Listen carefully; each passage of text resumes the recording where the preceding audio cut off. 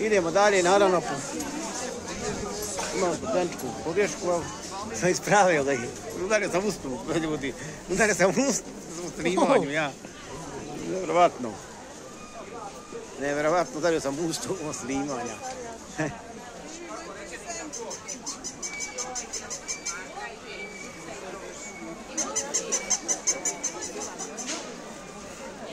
Evo tako. Bravo. Sad sam se ispio, udario ustup. Počeli snimamo prvi kontakt ustup. Nevjerovatno. Onda pitao i da primaju eure.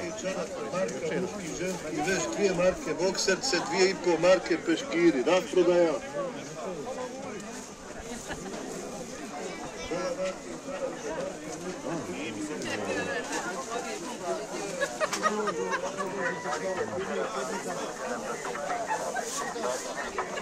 Ja, kod vas ne mogu doći nari.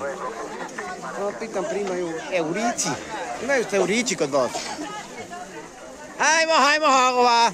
Hajde me kod ove salkičke halve snim, bogat ja nija reklamiram. Evo Salkan, evo Salkan. Ovo je roba. Najbolja halva na dunjavku. Nemoj skidaj kolega. Nema halve ko što je kod onaj Salkana, kod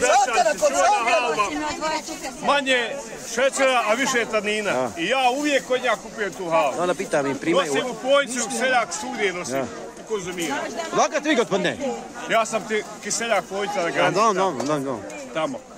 Po tim vašarima, tefećima, od Puračića do Visokog. Stalna mušterija. Primate eure.